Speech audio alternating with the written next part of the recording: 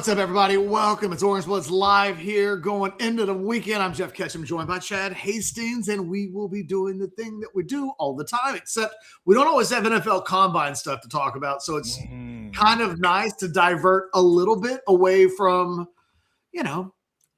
at some point, the Longhorn offseason discussion. We played the Will Muschamp card yesterday. Good video, by the way. Y'all should check that out if you missed it. But, it's February. We're doing everything for the first time. By the time we get to March and April and May, we will have recycled some of these conversation points. And if y'all missed Ketch's analogy yesterday for Will Muschamp, please go into that video and find out, especially all you good fathers out there. Go ahead, Ketch.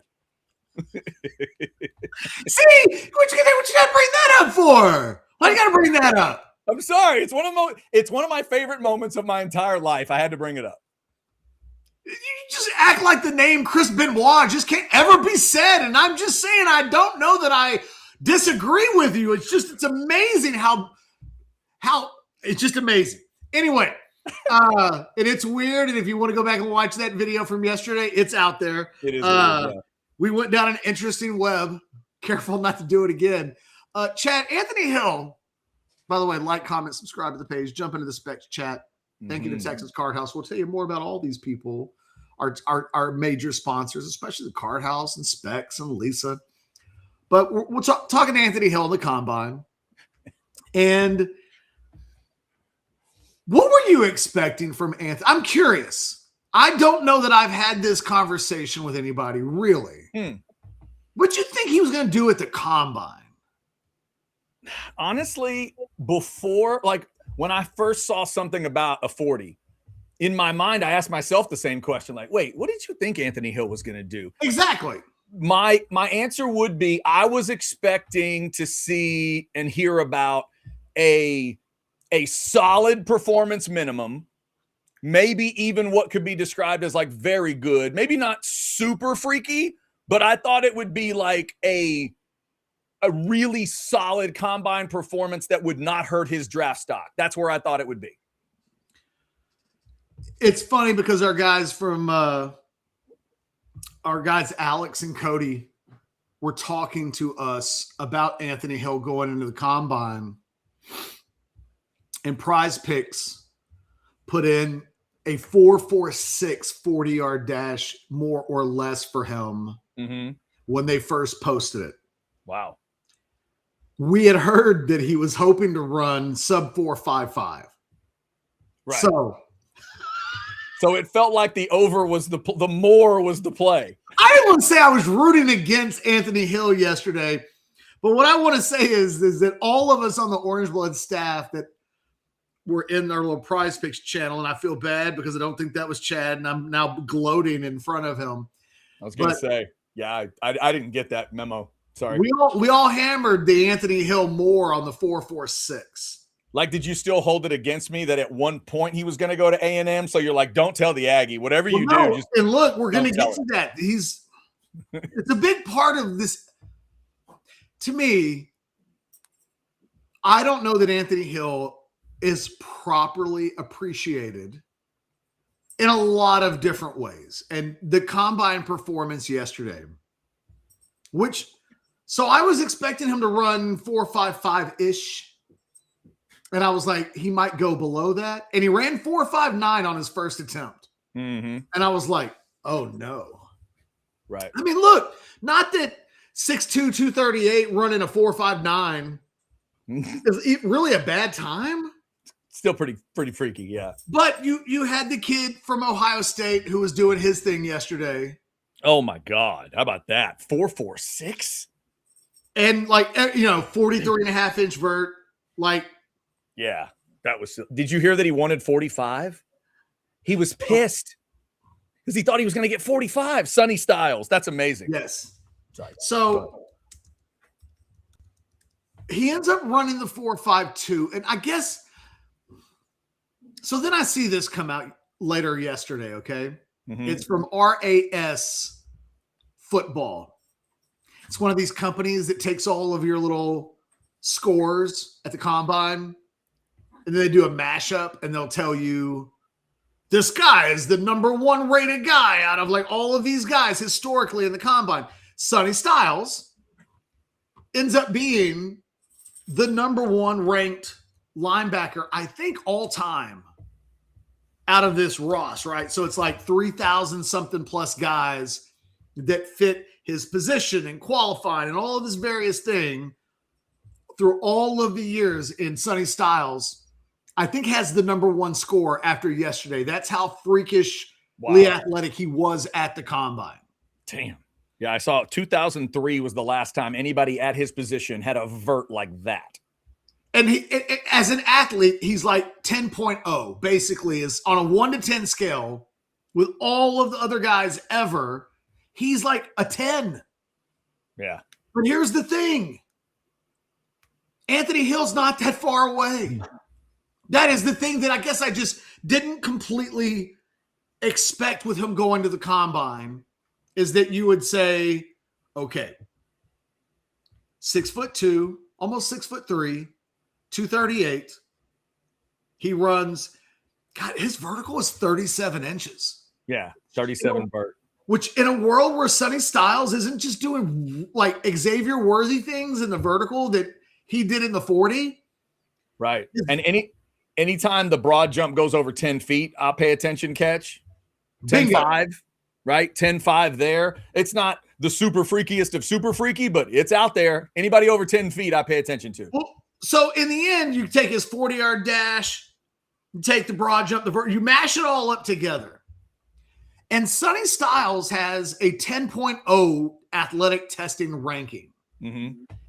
Anthony Hill, unofficially, because these were unofficial yesterday when this came out, I don't even know if it was, it still needed to be verified, but they hit him as a 9.93 out of a possible 10.0, which ranked 25th out of 3,215 linebackers from 1986 to 2026. Damn.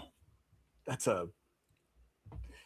40 years of linebackers is what that is. Well, look, and so then one of the things that I did when I did my updated super blue chips is you take the guys off of the roster that were super blue chips the year before.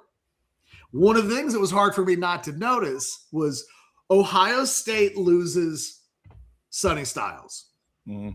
Just in case you kids at home were wondering, of the four major recruiting services that still existed back then, all had him rated as 5 stars. Mm-hmm. On3 had him at number 4 overall nationally. Rivals had him at 11. ESPN had him at 15th. 24/7 had him at 27. Sounds like an agreement. Everybody but 24/7 had him as the number 1 player out of the state of Ohio. They had him 3rd. For giggles, I need to know. I was going to say, not just one. Who are those 2 people?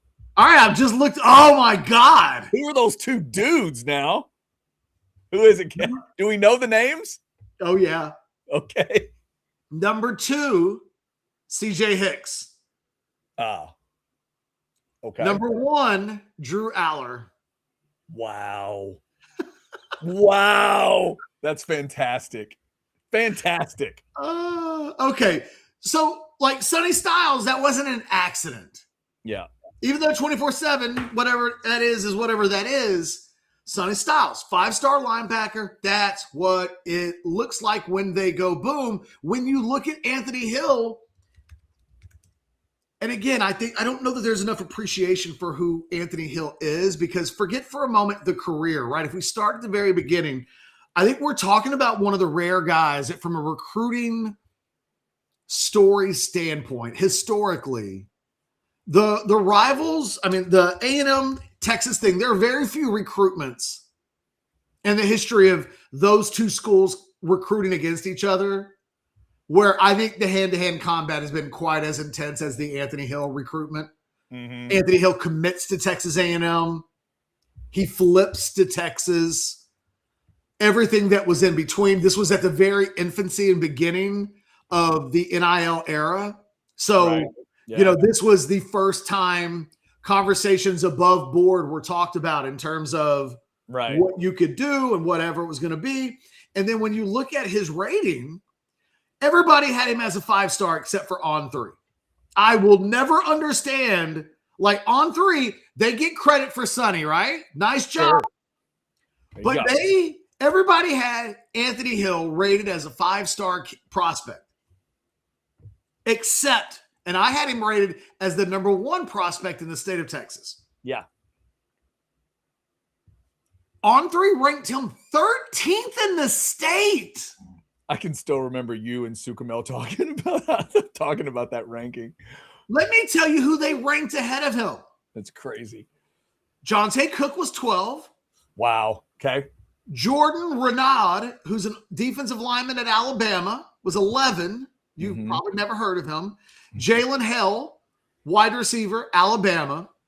Samuel Amasasigo, the linebacker that was at OU that's no longer at OU. Yeah. Wide receiver Cordell Russell from TCU. Okay. Jelani McDonald. Okay. USC edge Braylon Shelby. Ohio State cornerback Calvin Simpson Hunt. A&M running back Reuben Owens. A&M defensive lineman DJ Hicks. Okay. OU safety Peyton Bowen. OU quarterback Jackson Arnold. I love that you've discussed Anthony Hill and one list where Aller is above him and one list where Jackson Arnold is above him. Anthony Hill is the best player on that list. His recruitment ends up, before he ever plays a down of football, though, is one of those, we will remember how this recruitment went for the rest of our lives. They're just not there. There's usually like a couple of decades that you go, oh, the Aggies and the Longhorns had a memorable tussle for that guy. It's a far fewer group of names than you would anticipate. Yeah. I mean, in fact, one of the things that makes, I think, the recruitment of a couple of guys this year, but Kennedy Brown, Ishmael Kamara, is that there's a sense of, oh, we might actually get even the Cam Coleman thing, Chad, we thought, oh, here we go. It's going to turn into Texas and Texas A&M like shanking each other on the playground and it didn't quite turn into that. It was that with Anthony Hill. He ends up being an All-American. He ends up being the second best linebacker of the modern era of Texas football, only behind Derek Johnson. And maybe that's just a hill that's never going to get climbed. I don't know what a guy would have to do for me to say that he was ever better than Derek Johnson, but Anthony Hill was really freaking good. And not one time did I ever once think to myself, maybe never thought it. Not once. Sorry, Anthony. Yeah. It's quite a bar. He really was that good. Quite a bar. It's incredible. I have to imagine for A&M, there's like a Dat Win bar that's that high, or a Quentin Coriat bar. Yeah. And whenever you see linebackers, it's like, well, he didn't break a dude's jaw, so right. That's the one. Yeah, 44 is the one for me. Anybody want? You know who he reminds me of? I don't even let him get the word Quentin out of their mouth. No, don't go that far. Stop. But you only get these guys. There's the whole. All of this is to lead up. Yesterday we saw 2 linebackers destroy it at the combine. Like, only reason why we're not talking about Anthony Hill nationally, although a lot of people are, like, suddenly you are hearing people say maybe he can sneak into the first round. Maybe that performance was good enough that he's the Cowboys at 20. There's a little bit of a whisper like, would the Cowboys look at Anthony Hill at 20?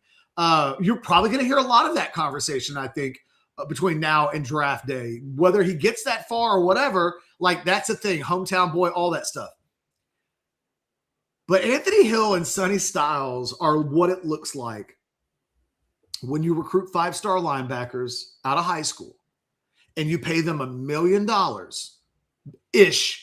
He wasn't quite, I don't think, at that rate coming out of high school, but he got taken care of, right?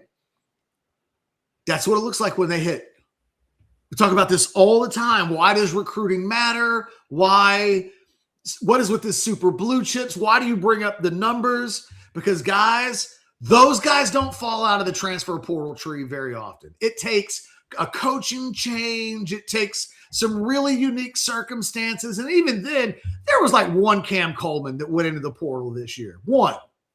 And Texas got him, but it wasn't like there were a bunch of future first-round draft picks in the portal. No, to get Anthony Hill or to get Sonny Styles, you still have to do it the old-fashioned way. You have to out-recruit the entire country, and you have to be the last one standing in a Royal Rumble, and you get to walk away with a guy, and they don't always hit like that. But the only way you're ever going to get your hands on that guy, or Kelvin Banks, or there's a lot of them. Texas under Sarkisian has had a bunch of guys that at the end of it, you go, those are among the best players that Texas has ever had. That's the route. And as much as the transfer portal has changed college football, and as much as I'm an advocate for the portal, you guys watch the show, you know I'm an advocate for the portal. It is a reminder, if you want to have a dude like that on your team, or you want to have 5 dudes like that on your team, if you want to try to do the Alabama and the Georgia trick and just flat out humiliate people by overwhelming them with your raw talent, you got to go to the top of the food chain in college football recruiting to do it.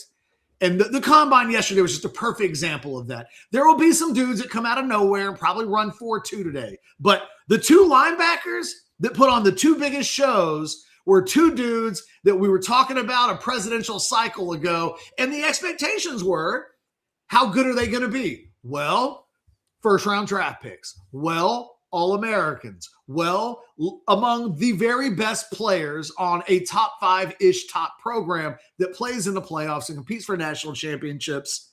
And I don't think Anthony Hill quite gets the juice, Chad, for who he is. That I think Texas has almost had too many good players lately. Mm-hmm. That it's not a novelty now. For a while, it was like Texas hasn't had a first-round draft pick in X amount of years. They're not putting guys into the league, and now they're putting so many guys into the league that Anthony Hill maybe being a first-round draft pick isn't quite registering. I don't know. And he didn't quite have the spectacular junior season that he had when he was a sophomore.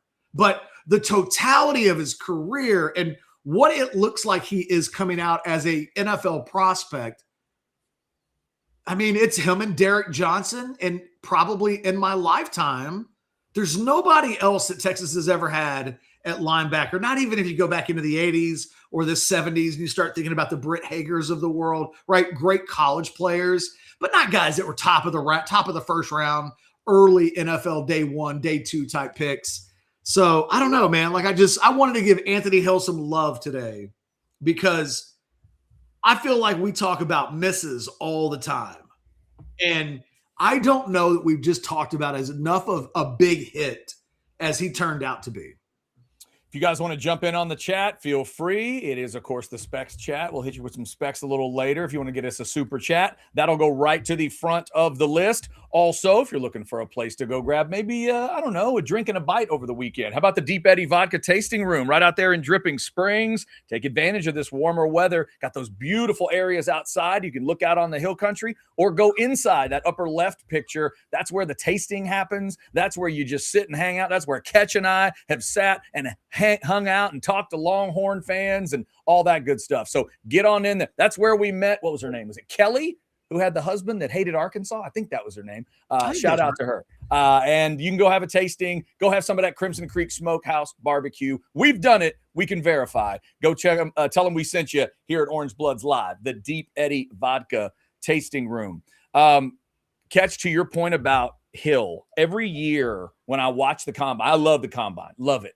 Love the combine. And there's no one you've ever met that enjoys a good broad jump more than I do. No one. I watch that dude every year. I'm going to watch. I haven't done it yet. I watched the guy from UConn that became a Cowboy that set the all-time record, and it takes my breath away every single time. Like, I love that stuff.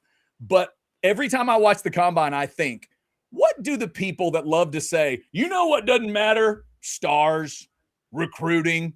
Doesn't matter. All that matters is just heart.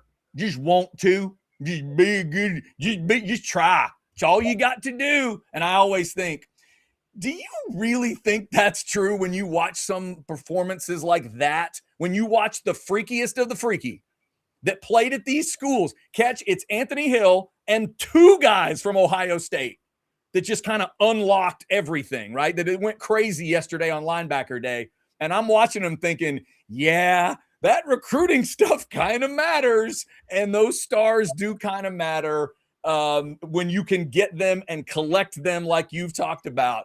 It's what I think of every combine. And good on Anthony Hill, man. I think you're right. As great as he is, somehow we probably didn't give him enough full love for what he did. You could make a case that he should have won the Butkus Trophy as a sophomore. Mm-hmm. That there was some, like Danny Stutzman was a finalist for that award, and Anthony Hill was on a better team and statistically just blew him away. So he had like 9.5 sacks as a sophomore. Now that's in 15 games. So, but he hit double digits, if I'm not mistaken, over 12. And I'm sorry, not double digits. In 12, I think he hit close to that number. It wasn't like he patted him in the playoffs that much. This year, he was really good, but he didn't have the sack numbers that he had the year before. And I do think people held that against him. There was a weird thing that happened where because his sack numbers weren't as high, there was this sense that Pete Kwiatkowski wasn't using him correctly. And I think there is an actual conversation about, like, did they use Anthony Hill off the edge or as a pass rusher enough? But was a great two-way player for Texas. Like, he was not a guy that he was a 3-down player. He was a guy that, Chad and I would watch the games on Saturday when we do the watch parties at Card House Social. And when he wasn't on the field, or if they would rotate him out early in games, just so obvious that it is one of the things that you do worry a little bit about with this team. And I think going out and getting a Rasheem Biles to fill some of they were not the same team last year when Anthony Hill wasn't healthy, when he was missing a little bit of game action. It happens at about the same time when the safeties started to get banged up. You remember in the Mississippi State game, by the end of that game, they didn't have either starter on the field. It was hold on for dear life because you don't have McDonald or Taff in the back end of the defense. Yeah, I remember you, Catch, being one of those guys. We'd watch those games, and I talked about the 0 and 1 factor last year, offense and defense, the guys that wore those numbers. But you would always notice if 0 or 1 wasn't on the field, a play would end, and I would start to just process the play itself, and you'd lean over and go, why is 1 not out there? Why is 0 not out there? Like, you're because always teams, when Hill's not on the field, teams noticed and tried to attack. Absolutely. Gaping at times holes of, there's no 0 back there, huh? Here we go. Okay, well, I know what we're going to try to do. Yeah, right. And there were times when, like, they gave up gashing plays in the run game, and then there were times when it didn't quite go like that. And, like, it wasn't like they got burned every time, but man, you would just notice when he wasn't on the field. And I think we'll notice that he's not there next year. He may be a guy that you really don't value until he's no longer there. Because you know what? He also, I think he probably got swallowed up by the Colin Simmons thing. I can remember, this is actually a really good story, and it probably paints the picture correctly. I can remember going to Chicago for the Big Ten Media Days in 2000, and Joe Pa brought Courtney Brown to Big Ten Media Day. Mm-hmm. And the only guy that anybody wanted to talk about was LeVar Arrington. The only guy. This would have been after LeVar Arrington had done the hurdle over the guy thing the year before. And Joe Pa's like, no, you guys don't understand. This is the guy, Courtney Brown. This is the guy that you guys should be talking to. Stop asking me. It was really weird.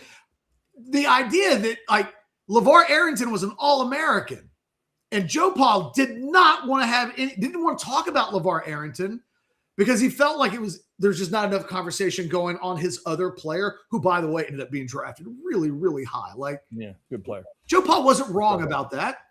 Right. But, man, there are only so many headlines to go around if you've got a great linebacker and a great defensive lineman. And I think Simmons, who was the better player last year, he had a better season than Anthony Hill did. But I think because of that, it allowed you to take Anthony Hill for granted. And I got lost. Yeah. And I think it's all because Colin Simmons was the guy last year that it was like, where's he at on this play? And they weren't as aggressive with Anthony Hill because I think they had Colin Simmons. And it was like, well, look, you only need so many Tasmanian devils out there that literally are just in pure disruption mode before you probably do need to have a guy who's your don't break glass unless emergency guy. And he was a little bit of that. It was like, I'm controlling the entire middle of the field, and I got this on lockdown, but my sack numbers aren't going to get near double digits this year. And I think that hurt him. But I think the testing yesterday, and I think the reevaluation by scouts on him, it's like, oh, he's really freaking good. And in a world where Colin Simmons isn't doing what he's doing, I think we would have probably gone cuckoo for Cocoa Puffs over Anthony Hill last year. Because you know what he didn't get? He didn't get the Danny Stutzman. Maybe it's because if he'd come back as a senior, you get that. I don't know. Like maybe it's because he was still a junior, but he didn't get that ceremonial benefit of the doubt. We're grandfathering this guy in, not because he's been one of the 3 best linebackers in the country this year, but he's been one of the best 3 linebackers in the country the last 3 years. Hill didn't get that respect that Stutzman got the year before. Again, maybe it's just as simple as, who didn't get a lot of attention when Danny Stutzman was on campus, or Mason Thomas. You know what I mean? Like, it's just, I think, a little bit of a trickle down. I don't even know that Sonny Styles got a ton of the attention that he probably would have deserved, because at Ohio State for the last 2 years, who's been the defensive player that everybody talks about? Caleb Downs. Yeah. And it's just Downs. And before that, the lineman. And before that, the ends. I mean, like there was a wave of them and it wasn't him. There's just a little bit of like, wait a minute, Sonny Styles did what? Yeah. and then you're like, oh, he was a total badass, wasn't he? And it just he was super freakish. I see a chat I like. We will get to that. Let's give our main sponsor some love. Kes just talked about a watch party. You ever seen the screen that we watch the games on? This is it out at TCH Social Austin, 183 and Anderson Mill. Each of those screens is 55 inches. And yeah, it's an 8x4. It's pretty glorious. If you get out there, order some Bad Beat Bacon and watch something on one of those screens. It's fantastic. Also, remember to say Orange Bloods when you check in. You'll get 1 month of free club membership and 2 hours of free poker play at any of the 6 locations. All those locations there, of course, on the bottom. And if you want to go online, it's hijackpoker.com for online around the state of Texas, hijackpoker.com. All you got to do is scan it, get it on a device, and all you have to do is be in Texas, and you can play Hijack Poker. Check out hijackpoker.com. Shout out to Texas Card House. Also, let's give Specs a shout out. You have 1 more day to take advantage of that wine sale. Do you have the perfect person in mind? Do you have the perfect bottle in mind? Specs probably has it. With hundreds of wines on sale, Specs is turning these aisles into the ultimate love story. Uncork something special during Specs' huge wine sale, going on now. Specs, the fun starts here. To Specs and Texas Card House for helping us out every single day. Get over to Specs. Catch, I like this chat here from Vivek, one of our great chatters. Says, man, I hope Simmons has a Von Miller or J.J. Watt type season next year. What I was just thinking, Catch, is after the discussion about Muschamp and Simmons that we had, if you're those dudes are Hall of Famers. They are. No pressure, Colin. But after this season, Texas fans might be hoping that Will Muschamp got to coach Anthony Hill. Like, is that feeling going to come out when I think that's so unfair to Kwiatkowski. Okay. And maybe it is. I don't want to turn the discussion into that. Yeah, okay. But I do think I do think you're going to see that. Yeah. But I don't know if it's going to remind you hope, Vivek, it reminds people of those 2 guys. Good grief.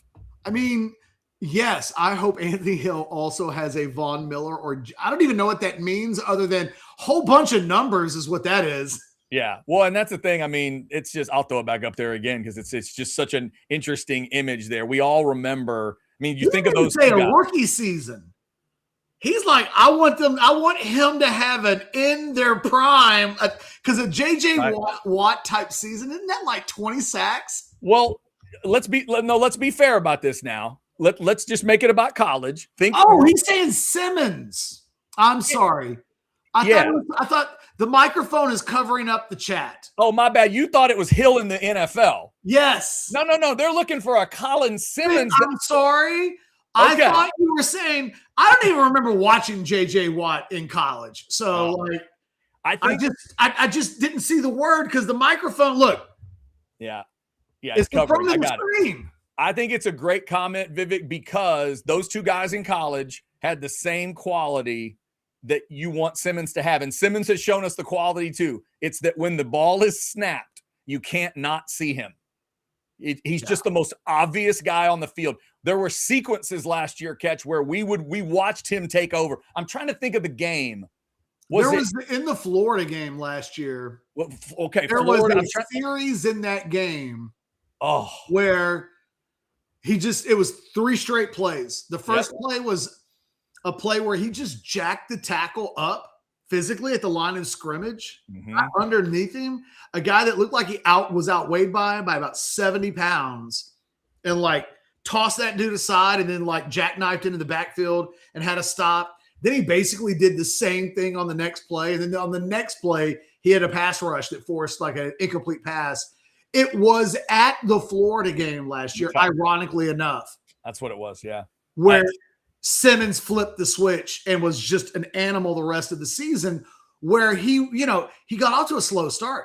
Right. We were talking about the sluggishness at the beginning of the year, Ohio State, and just a beat off. And the whole team did, to be fair, right? Like Arch was off. They all were off a little bit. And in fact, we talked about 0-1. Remember, it was him.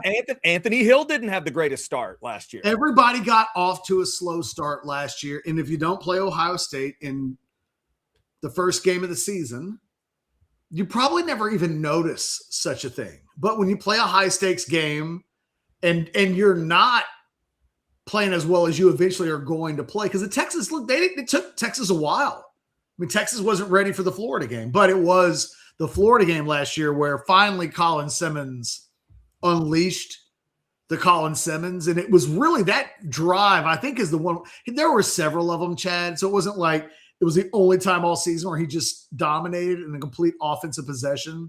But that was the one where I was like, oh, okay, there's that dude. And then he was that dude for the rest of the season. Anthony Hill didn't quite have that season last year. And there will be a lot of people that put that on Kwiatkowski. And I just, without going back down that road again, it wasn't until injuries in the back half of last season where the defense really started to get exposed to the point where I can't say it enough. After the Mississippi State game is where it all started to kind of come apart. The week before was the Kentucky win in overtime. And that was the week where Sarkisian in the postgame said about criticism of his offense, by the way, hey, sometimes you win with an offense, sometimes you win with a defense. All that matters is that we win. We're a defensive first team right now. Yeah, they were holding it together during that part of the season. And Simmons, when it was over with, was like, no, he was wrong. Coach is wrong. Yeah. We're not a defensive team first. We're an offensive team first.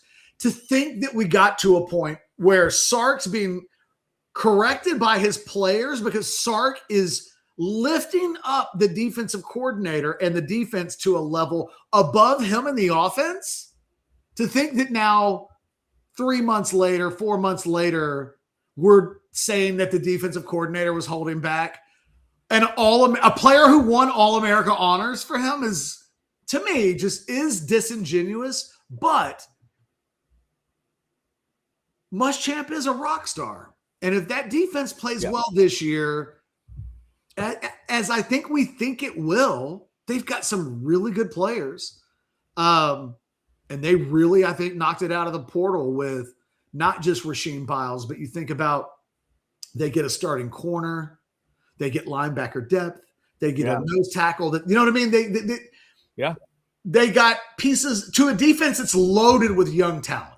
Yeah, I can't wait to see those guys. I can't wait to see Masco and Biles specifically, because I didn't. Who's watching Rutgers games? Exactly. You know, like I'm not watching that dude. But I've seen Biles play enough. He's lightning. He's just lightning quick at everything he does. He's freaky as hell. Makes plays. Well, he had this spectacular bowl game like 2 days before he went into the portal, and it was that guy's incredible. He was an MVP of the bowl game. Like.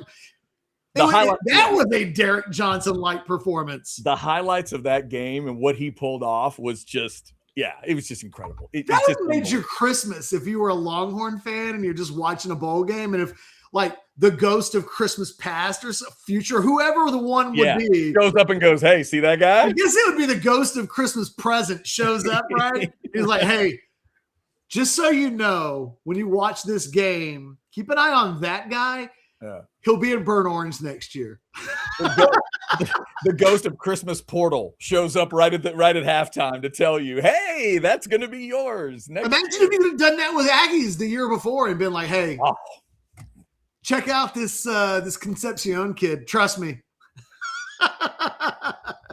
You're gonna be so thankful that was found under the Christmas tree, under the portal Christmas tree.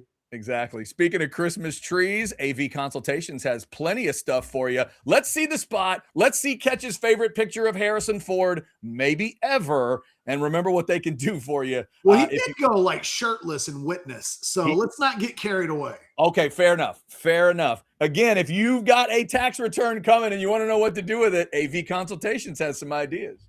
Hi, this is Tom McKay, owner of Audiovisual Consultations. We've been providing custom electronic systems for Central Texas for more than 36 years. And old man, I think they all know who you are and what your company does. This is Camilla McKay. The old man believes in big fun and big ideas. He can make dreams come true, so why not dream big? I've been up in Boston, but I know the old man and all his friends and fellow radio heads have been spreading the holiday spirit here in Texas. Why should we stop there? Keep spreading the good feelings all over. Audiovisual Consultations carries all major brands of televisions and stereo equipment at prices you can't find in stores. And you don't have to leave your house. Just like Santa, they deliver the gifts to you. Yeah, I like that, kid. Throw a party, hang out with your friends, catch a concert. That's all fun and good, but can we get back to the business? You can give us a call at 512-255-8678 or visit our website at avconsultations.com for some cool electronics. Oh, now you're forgetting something. And as always, hug your kids. We only pretend to be annoyed. Watch some games with your friends and make love to whoever the hell you want.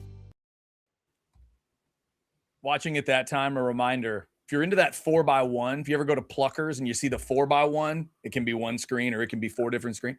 They can do that in your house. Like, I don't have one, but that'd be pretty cool. 4x1, just saying. It'd be overwhelming in the house.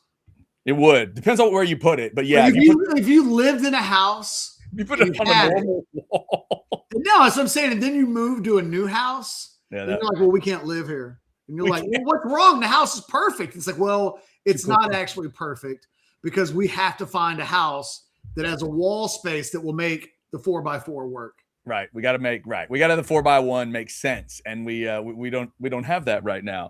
All right. We're talking Anthony Hill today and his freaking random question. Of course. I like the random ones. So this time in that commercial, I went back to the blue streak. Yes. Like I just couldn't help. I had multiple thoughts on Luke Wilson and Martin Lawrence. Okay. I was trying to remember. Martin Lawrence was the bigger star at the time, right? Oh, had to be. Who is in 2026? If like basically all the receipts are in, I mean, I guess both guys could still do more things. There could be another Bad Boys movie. I like the last one, though, so don't think I'm hating on the Bad Boys. Like, I'm with you. I will endorse all Bad Boys movies. I think all, 4 of them now or 3? 3. I can't remember. The last one was the last movie I saw before the pandemic hit. It was like the last movie I saw. 2's the one with Gabrielle Union. Yeah. 3's, I think is there 4? There might be 4. I think there's only 3. Maybe it is. I think they've done a good job on all of them. However many there are, I endorse. They can make 8. I watched 8. Yes.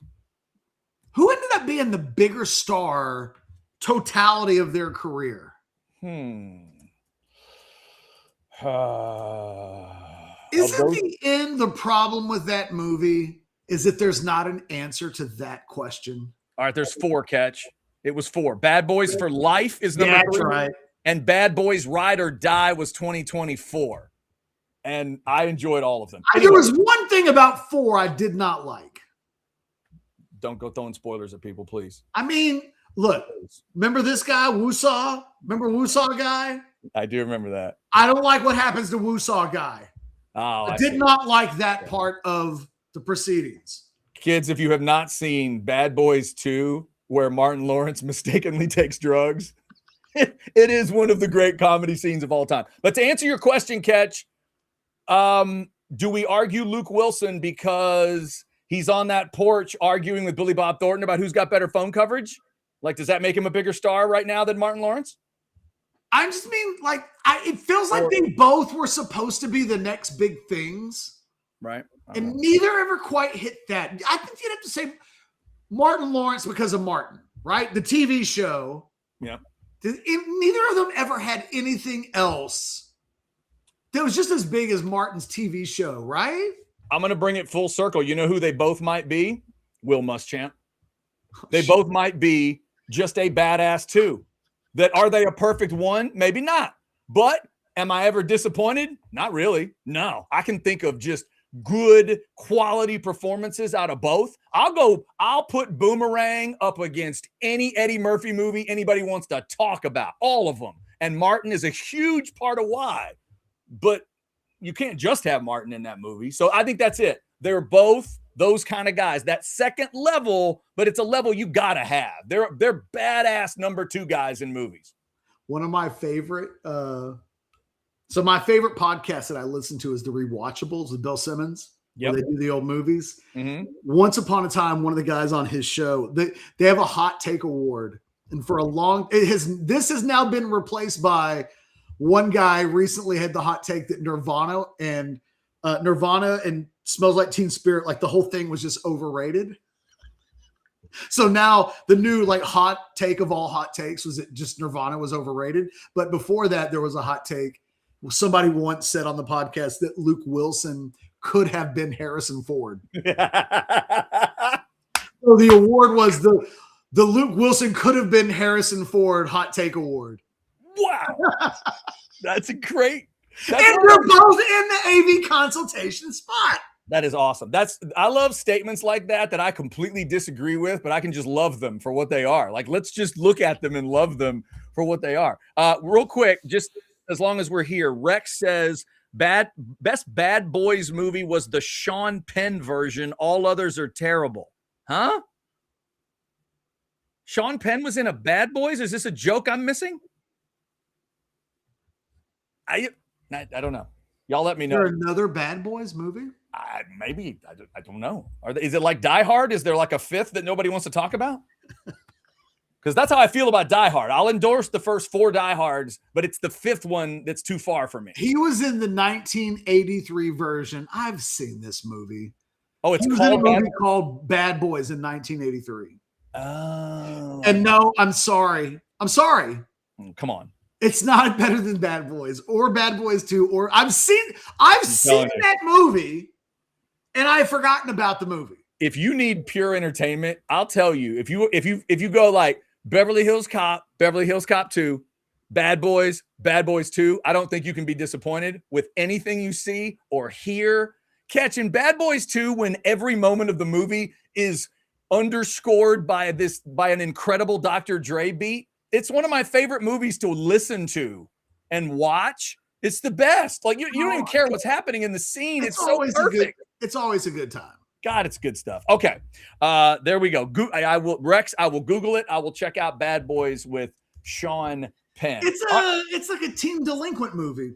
All right, Catch. Do you have any other business to attend to? I'll let you know that there's a five spot of buyer sells that's been backing up on my end for about a week or so. All right, we'll bring it on then.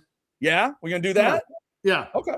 All right. I tell you what. Before we do that, let me show everybody what we had at Taste on Main. Here are the entrees that my girls and I had at Taste on Main, and you can go have it too right there in downtown Buda.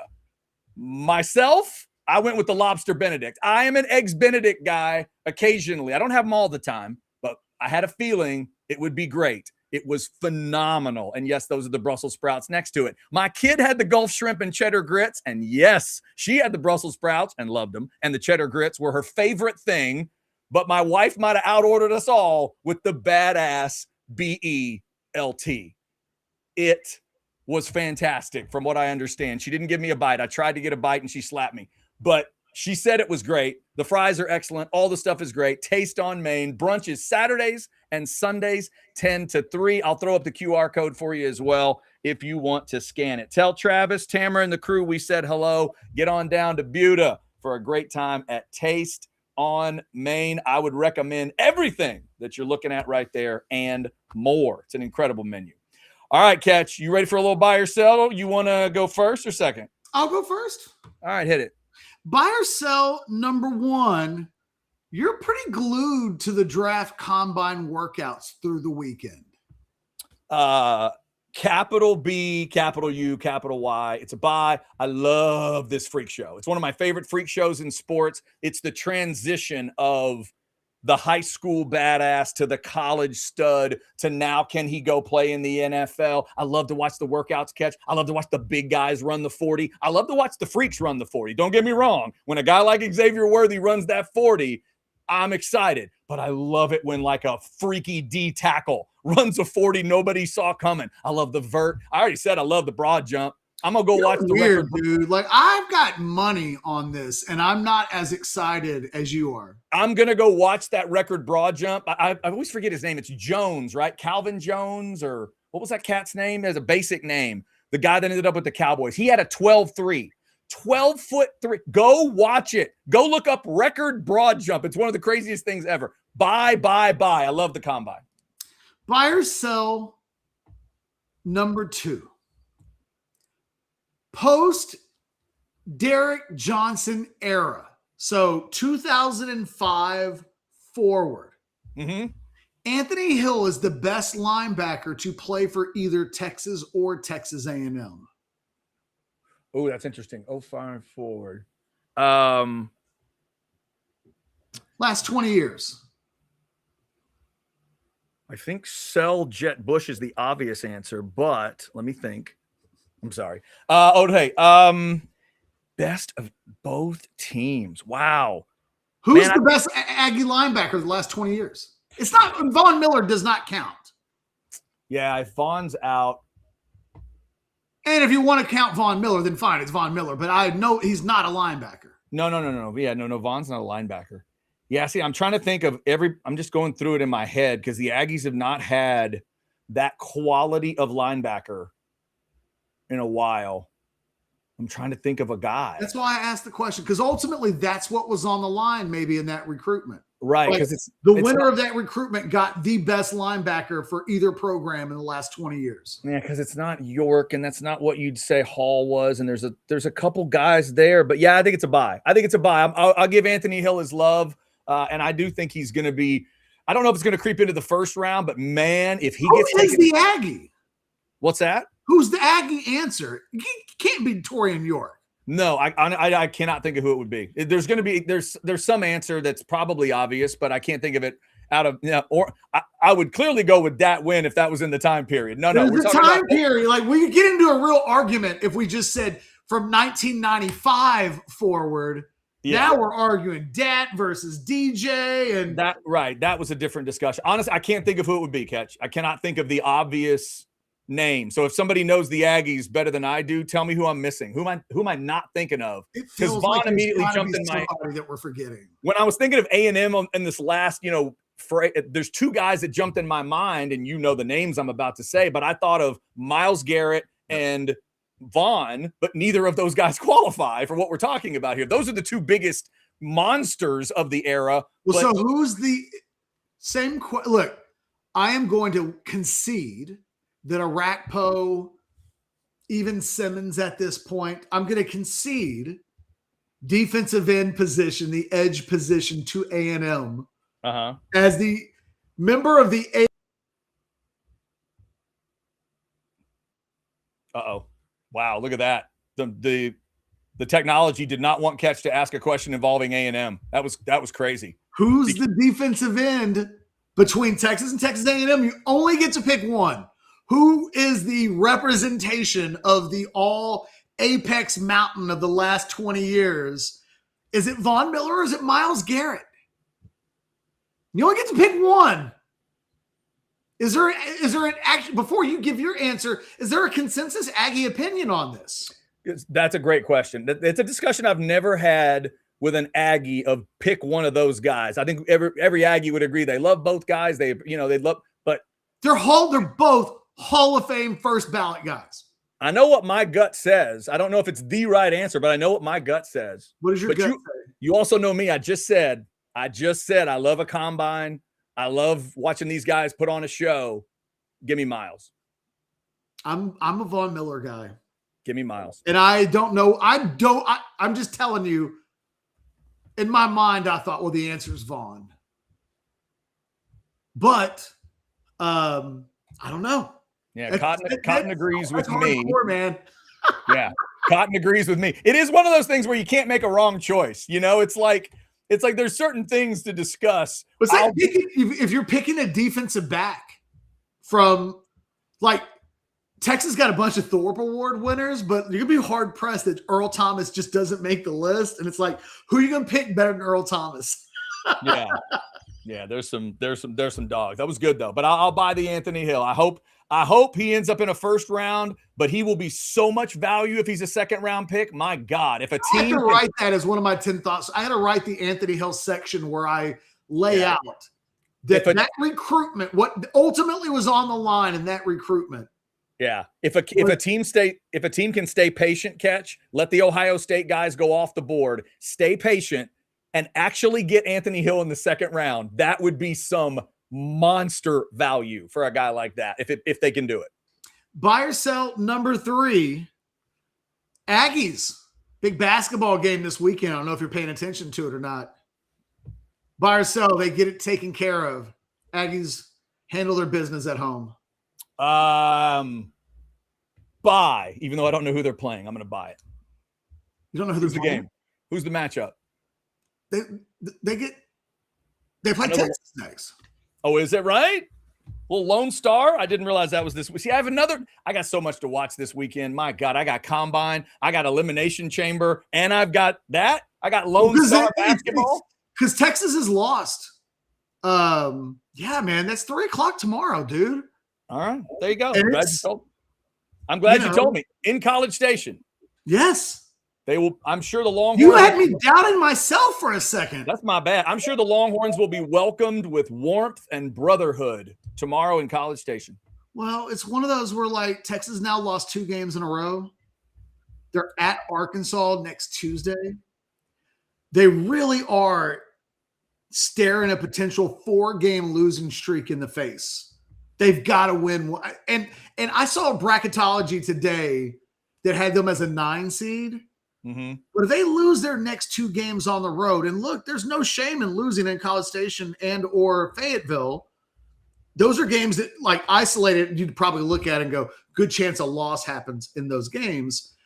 They could be going into the SEC tournament. Mm-hmm. Maybe you beat Oklahoma at home and you're no longer on a 4-game losing streak, but you still might suddenly be amongst those teams that are being talked about. Better win your opening conference tournament game. Right. And they're in now. They're like an 8-9 seed game now. Now, what's A&M now? They're not that good, are they? Where are they? I mean, A&M's got a better conference record than Texas does. They're 9-6 in the conference and 19-9. So are they they're a tournament team right now? Has to be. I have to be. But they lost 4 in a row. So, like, they're on the bubble. Good game then. Good game. A little desperation on both sides. Both teams really need to win. A&M's lost 5 of their last 7. Yeah, So, both of these teams have a similar quality. They'll give you that feeling every once in a while of, oh, okay, all right, and then they'll turn around and give you the feeling of, oh, okay, all right. Yeah. Like Hold both on. Texas A&M is a 10 seed. I'm looking at ESPN's bracketology right now. They're a 10 seed. Okay. It doesn't matter because it's this will never matter, but they would have like a Utah State opening round and then number 2 Purdue, whereas Texas is in an 8-9 seed right now in the current tournament, where they would be on a seed line with Arizona. No, they got moved. Where is Texas? Ooh, it's been updated since I looked at it last. Texas is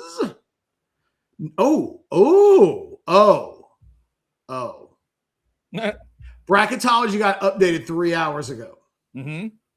Texas dropped from the 8-9 seed. They're a 10 seed. And they're a 10 seed. They're currently, both A&M and Texas, according to Bracketology, Chad, are in the last 4 buys. So they're not in the last 4 in. They're in the last 4 buys. But the loser of tomorrow's game probably falls into the last 4 in. Yeah, okay. And then Texas has got to go to Fayetteville next game.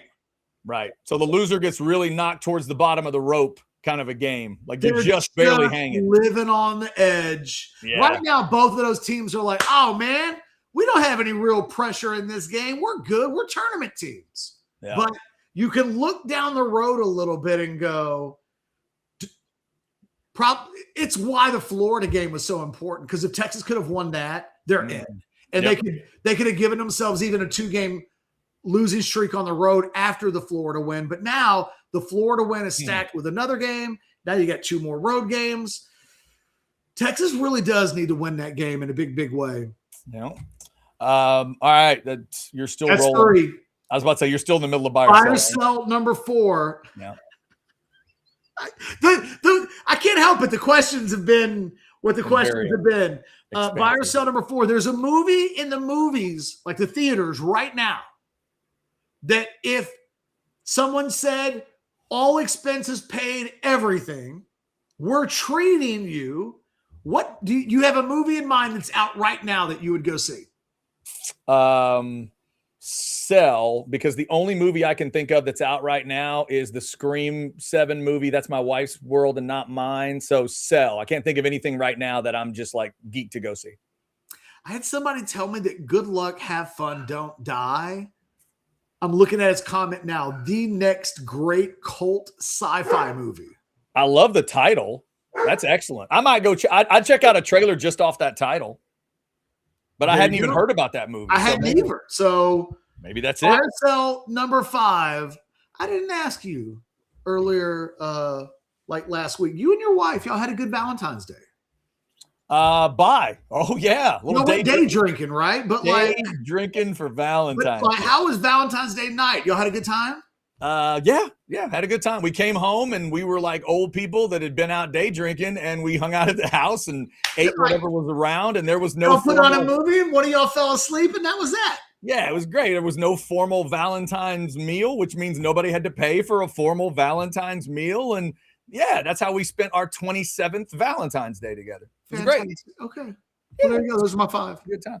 All right, Catch. These have been building up for a while. It is a birthday extravaganza. Here we go. Buy or sell number 1. Rihanna just turned 38. Olivia Rodrigo is 23. Jennifer Love Hewitt is now 47. Catch. Rihanna today is hotter than Rodrigo and Hewitt in their prime. Buy or sell? Oh, sell. Rihanna right now. Rihanna now, today. I think she just had a baby. Well, then like, there you go. I love Rihanna. And look, there's a world out there where you're going to say a different phrase. Mm-hmm. And I would even go, if you were saying right now, let's have a man's game and just try to figure out if Olivia Rodrigo is hotter than Rihanna. Because she's not. But like Jennifer Love Hewitt in her prime versus maybe mom bod Rihanna. I'm gonna give in their primes, they're in their prime due. Okay, fair enough. One of your favorites recently had a birthday, Catch. Buy or sell number 2. Charles Barkley is now 63. If you could have a meal and a conversation with Chuck or anyone that has ever represented Liverpool, you'll pick Chuck. Buy or sell? Sell. God, I knew you'd sell. Chuck just kind of wears my ass out these days, man. Like, it just, I just he's knew like a you'd sell. caricature of what he used to be, and Who I you love going? him. You But going like, with Klopp? What are you doing? You're going with Klopp, aren't you? You're gonna have dinner with Klopp. I don't know. Is there a player? I mean, that Liverpool? is the obvious answer, and I actually think he'd be a great dinner partner. Like, I think he would be super engaged with It'd be awesome. anybody that he would sit down and have dinner with. Like, I think you just have a real normal person conversation. Yeah, that's probably the answer. But there's a world out there where like I could pick a player just because I'd want to get a player's perspective on some things. But like, that's fair. But All Klopp's so obvious. I told you, like, I wish he was my dad. I know you do. It would be like having dinner with a man that you wish was your dad. Yeah, I knew you would sell. I was expecting it. I totally understand that. All right, Catch, let's go to the movies. Buy or sell number 3. Joe Pesci has now hit 83 years old. When I say his name, you think of a dramatic role and not a comedic role. Buy or sell? Buy. I think of Goodfellas. Okay. Because I go comedic. I love Goodfellas, but I'm a My Cousin Vinny guy. And then there's a side of Home Alone. I think of him as a comedic guy first. No, I get it. I'm assuming most people don't. I'm assuming most people are in your camp going, no, Chad, he killed the dude with a pen. Are you serious? It's got to be a dramatic role. I think I have different answers on different days, but I have recently watched Goodfellas. Oh, it's such a good movie. And so good. And I've seen it more recent than I've seen. I think if you asked me that in December, I'd probably say Home Alone. Okay. And in a world where like I stumble across some My Cousin Vinny clips on YouTube, they'll do like a compilation of people reacting to the two Utes thing, Yeah. Like, that's why that one is mine, Catch, because I have a daughter who's not into the violent movies and we just love My Cousin Vinny and we always quote it and all that stuff. That's why that's what pops in my head. On a different day, I could give you a different answer. But as you started to ask the question, you thought of. I thought of in Goodfellas when he drops the like, you think I'm funny? How? You think I'm funny like a joke? I'm funny to you? How do you mean? Explain it to me. Like I love when he totally, yes. I love that. I think that precedes the. It does. It leads us to there, but that's not specifically what I was thinking about. Like there's legitimately 10 moments from Goodfellas that I could think about being involved in. I happen to think of that one as you were asking the question. Be careful, kids. Death by ballpoint. It's a thing. It is a thing. And look, the bill always comes due. Yeah. Just know that going in the movie. That's it. All right, Catch. Here it is. It's one of my favorite trivia questions. Let's see if you were paying attention last year. Buy or sell number 4. Last week, the first comedian to ever swear on HBO turned 84 years old. He is alive and well. You can tell me his name. Buy or sell?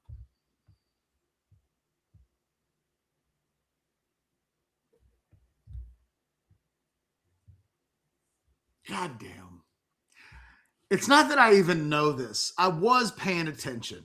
Great trivia, kids. But not enough that I literally Rogue Shop on the show, right. Chad.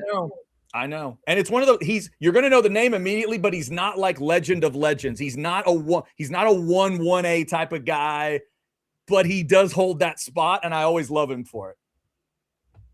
Sell, but can I take a guess? Take a guess. Albert Brooks? Ooh, no, not Albert, but good guess though. Albert Brooks is a wonderful guess. It was Robert Klein. Oh, okay. Robert Klein is the first man ever to swear on HBO. That I was not like, it's not a horrible. I'm actually proud of my guess, all things considered. You're right in there. And real quick question. Have you seen the Albert Brooks documentary yet? I saw pieces of it. Like I've seen it. It's been on. It is excellent. And now it's got a little more feeling for me because Rob Reiner did it and they're sitting down. It's the last thing I think he ever did. Exactly. Well, Spinal Tap 2. I think. Yes, you're right. You're right. Right. But it's the last documentary thing he ever did was to do that with his really good friend. It's amazingly cool and emotional and all that. So check that out if you haven't. And finally, Catch, another guy you love would have had a birthday.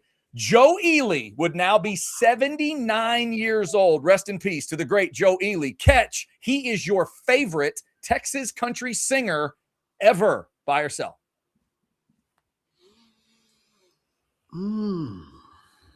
It's a heavy category, but I know you love Joe, so I thought it was fair. Let's go. I do not think of Joe. First of all, I'm going to sell. Okay. I just don't think of Joe Eely as a country singer. Wow. You're going to sell on the genre part of the buy or sell. I am. That's excellent. I am. I thought you were going to say he doesn't feel like he's from Texas or No, something. no. God, no. He's 100% Texas. That's good old West Texas boy. Okay. So if Joe, I didn't think this is where you'd go. So if Joe Eely is not country, how do you think of him? I think of him as like a rocker. He's a rock guy. Okay. Yeah. All right. I mean, it's rockabilly, a lot of it. And look, he's very okay. Then is he genre crossover-ish? But like when I think of the classic, like I don't like Letter Laredo is not a country album. There's not country at all. Just because Joe Eely has elements of him, he's a Texas boy, West Texas boy. He sounds like it, but I would argue it's actually country in the best way, but that's a whole nother discussion. So, all right, let's change it then. Joe Eely is your favorite rocker from the state of Texas. Buy or sell? I think that is a buy. There we go. I thought where you were going to go with that is that he's my favorite live performer, because I've always said that if you could just transport me to any concert I've ever been to in my entire life, right? Just let me go to the best Joe Eely live show that I've ever seen, and I'm going to get a 10.0 on a 10-point scale kind of night. It'll be a Sonny Styles night if I'm getting Joe with whatever, like, that's fair. Well, Jesse Guitar Taylor's got to be there. Ty has got to be there it's got to be the true group, the ones that gave us Letter to Laredo. Like, I got to have that album in the mix. That band. I got you. Yeah. And I don't want the accordion mix and some of the like Spanish layers he later added. Okay. He starts doing like I'm Not Your Mama, and like the music changed in direction. Yeah. Not my favorite. I'm pre kind of accordion version of Joe, but yeah, man. I got you. And then if we were talking about like rockers, oh my God. I mean, then there's I probably am going to like, someone's going to throw something out there and I'm going to be like, oh God. But like George Strait's my favorite Texas country music artist of all time. He's the king of country music. Okay. And I can point out like guys, I love Chris Wall, who's not from Austin, but performed in Austin. And I used to see him at the Broken Spoke. And like, I have some like small country roots guys, but I think even like, I think Chris Wall's from Montana. So it's like, oh man, like who do I absolutely know country? It's either George or Willie. I'm so glad I finally got around to that one, because I knew your music snobbery would take over in a perfect way. Well done. That was well played. Happy birthday to the great Joe Eely. Go listen to some Joe Eely stuff if you have not done it lately. I'm listening to some Joe Eely as soon as we're off the show. I might do it too. That might be a good idea. All right. Let's see. Was this a super chatter right now? This was the regular. I'll throw up this chat if you can do it real quick. All right. Super quick. Jeff wanted to know, rank these three: Anthony Hill, Sergio Kendall, Jordan Hicks. Kendall, Hill, Hicks. But Kendall I don't think of him as a linebacker. He's a little Von Miller-ish. That makes it tough. He did start at linebacker, but he made his hay as an edge player. Yeah, there you go. Jeff, thank you very much for that. Anything else, Catch? I'll just say that technically in the Joey, I was curious about this, how they describe Joe Eely in the genre section of Wikipedia. Mm-hmm. Alternative country, Americana, progressive country, roots rock. Roots rock. I like roots and rock. And I think like roots rock's kind of where that's rock. To me, that's like rockabilly a little bit. Roots rock. Basically, that means you've got a Buddy Holly cover. I think that's what they mean when they say. And when you go to roots rock, its stylist origins are rockabilly, country blues, country folk blues, folk rock. That is a whole bunch of Joe Eely right there. Hey, I don't care what you call Joe Eely. Just don't call him late for dinner and make sure you listen to his stuff. I don't care what you call it. Just make sure you're listening. All right. I think that'll do it. Thank you all for liking, subscribing, getting your notifications, and for loving Joe Eely. If you do, we're up over 228,000 subscribers at this point. Thank you very much for that. Y'all have a great weekend. Enjoy the combine and all the rest. Lone Star Showdown on a basketball court. Thanks to Catch for letting me know about that. I hadn't looked at the schedule, dadgummit. Had a few things going on the last couple days. No, you made me think. I was like, God, am I wrong? I forgot. No, you're right. You're right. I've been busy. It's a whole thing. Y'all have a good weekend. Thank you for your support here at Orange. You do know the Longhorns and Aggies are rivals, right? You remember that? Yes, I've heard about that. I'm going to look that up. I'm going to look. I know they didn't play for a while, but they're playing in College Station, of all places. They are playing. We will talk to y'all on Monday. This is Orange Bloods Live. I'm going to go study up on a rivalry. See ya.